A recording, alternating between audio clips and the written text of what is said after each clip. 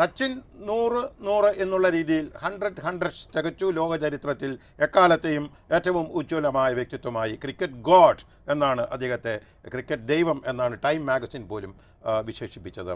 ആ നിലയിൽ പക്ഷെ ഒരു കാര്യം ഇങ്ങനെയൊന്ന് നിരൂപിക്കാമോ ശ്രീ എസ് കെ നായർ? അങ്ങയോട് ഇത് ചോദിക്കുന്നത്, അങ്ങ് BCCIയുടെ സാരഥിയായിരുന്നു വർഷങ്ങളോളം. അതേക്കാളും പ്രധാനമായി ഞാൻ ഈ ചോദ്യം ഉന്നയിക്കുന്നത്, നിരവധി അന്താരാഷ്ട്ര മത്സരങ്ങളിൽ ഇന്ത്യൻ ടീമിൻ്റെ മാനേജരായിരുന്നു അങ്ങായിരുന്നു ടീമിൻ്റെ എല്ലാ പ്രവർത്തനങ്ങളെയും നിയന്ത്രിച്ചിരുന്നത്. ആ നിലയിലുള്ള ഒരു അന്വേഷണമാണ്. സച്ചിൻ 99 ശേഷം 100 തികക്കാൻ, അതായത് 100 എന്നുള്ള ആ 100 തികക്കാൻ ഒരു ദീർഘകാലമെടുത്തു. ഒരുപക്ഷെ സച്ചിൻ്റെ മൊത്തം കരിയറിൽ എന്ന് പറയുമ്പോൾ ഈ ഡിസംബർ 5-ാം തീയതി 2012 ഡിസംബർ 5 സ്ഥിതിവിവര കണക്കനുസരിച്ച് എല്ലാ ഇനം കളികളിൽ നിന്നുമായി 34,000 റൺ സ്കോർ ചെയ്ത ലോകത്തിലെ ഒരേ ഒരു ബാറ്റ്സ്മാനാണ് നമ്മുടെ സ്വന്തം സച്ചിൻ.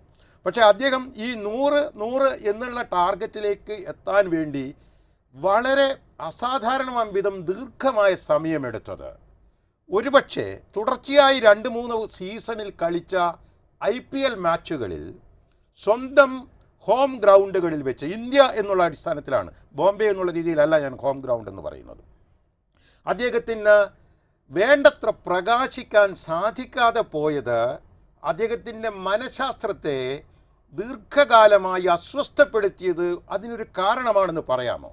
അങ്ങയുടെ സുചിന്തിതമായ നിരീക്ഷണം എന്താണ്? തീർച്ചയായിട്ടും ഞാൻ അതിനോട് പൂർണ്ണമായി യോജിക്കുകയാണ്. അങ്ങയുടെ നിരീക്ഷണ പാടവത്തെ ഞാൻ അഭിനന്ദിക്കുകയാണ്.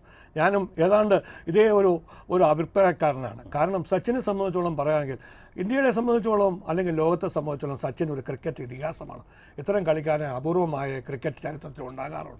ഒരു ഡോൺ ബ്രാഡ്മനോ അല്ലെങ്കിൽ ഇപ്പോൾ അടുത്ത കാലത്ത് റിട്ടയർ ചെയ്ത ഒരു റിക്കി പോണ്ടിങ്ങോ അങ്ങനെയുള്ള, അല്ലെങ്കിൽ ബ്രയൻ ലാറയോ ഒരു ഗാരി സോബേഴ്സോ അങ്ങനെയൊക്കെയുള്ള ആളുകൾ വളരെ വിരളമായിട്ട് ക്രിക്കറ്റ് ഉണ്ടാവാറുള്ളൂ. സച്ചിൻ അവരെക്കാളിലും ഒരുപടി മുമ്പിൽ വേണമെങ്കിൽ സച്ചിനെ നമുക്ക് കരുതാം. പക്ഷേ സച്ചിനെ സംബന്ധിച്ചോളം അദ്ദേഹം ഒരു സാധാരണ മനുഷ്യനാണെന്നുള്ളത് നമ്മൾ മറക്കരുത്.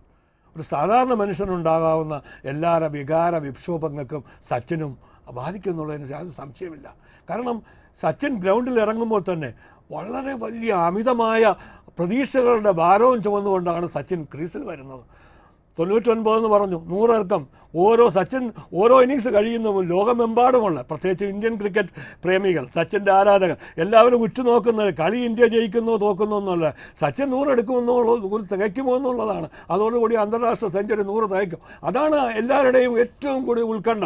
അപ്പോൾ അങ്ങനെയുള്ള എല്ലാവരുടെയും ഉത്കണ്ഠ, എല്ലാവരുടെയും അമിതമായ പ്രതീക്ഷയുടെ ഭാരവും ചുമന്നുകൊണ്ടാണ് സച്ചിൻ ക്രീസിലെടുക്കുന്നത്. സ്വാഭാവികമായും തീർച്ചയായും ഒരു മനുഷ്യജീവി എന്നുള്ള നിലയിൽ അത്തരമൊരു സമ്മർദ്ദം, നേരത്തെ പറഞ്ഞ പോലെ സമ്മർദ്ദത്തിന് സച്ചിൻ തീർച്ചയായും അടിമപ്പെട്ടിട്ടുണ്ടാവും എന്നാണ് ഞാൻ മനസ്സിലാക്കുന്നത്. കാരണം സച്ചിൻ സാധാരണഗതിയിൽ സ്വതസിദ്ധമായ ശൈലിയാണ് സച്ചിൻ ഞാൻ കണ്ടിട്ടുള്ളത്. നൈസർഗികമായ ശൈലിയാണ്, ആകർഷകമായ ശൈലിയാണ്.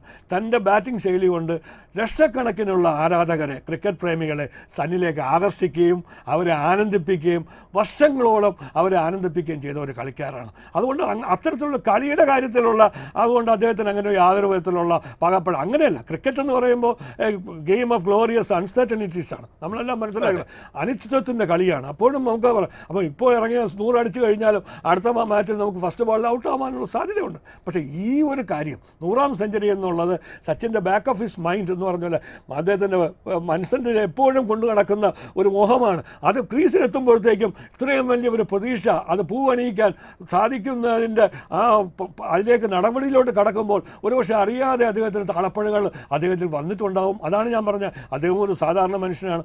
അതുകൊണ്ട് ഒരുപക്ഷെ പലപ്പോഴും അദ്ദേഹത്തിന് നീണ്ടു പോയി പല അവസരങ്ങളിലും മുതലാക്കിക്കൊണ്ട് അദ്ദേഹത്തിന് 100 എടുക്കാൻ കഴിഞ്ഞിട്ടില്ല എന്നുള്ളത് വാസ്തവമാണ്. പക്ഷേ എങ്കിൽ തന്നെയും സച്ചിനെ എനിക്ക് വളരെയധികം അടുത്തറിയാമെന്നുള്ള ഒരാളെന്നുള്ളത് സച്ചിനെ ഏറ്റവും കൂടുതൽ സച്ചിൻ വിഷമിച്ചൊരു കാലഘട്ടം എനിക്കറിയാം.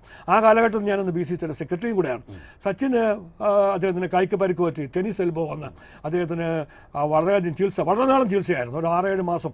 ആ സമയത്ത് BCCI ആയിരുന്നു അന്ന് സച്ചിൻ്റെ ചികിത്സാ ചെലവുകളും ചികിത്സയ്ക്ക് വേണ്ടി ഏർപ്പാടുകളൊക്കെ അന്ന് നടത്തിയത്. BCCI നേരിട്ടായിരുന്നു. അന്ന് സെക്രട്ടറി എന്നുള്ള നിലയിൽ ഈ കാര്യവുമായി ബന്ധപ്പെട്ട് സച്ചിനുമായിട്ട് ഞാൻ എപ്പോഴും നിരന്തരം സമ്പർക്കം പുലർത്തേണ്ട ആവശ്യമുണ്ടായിരുന്നു.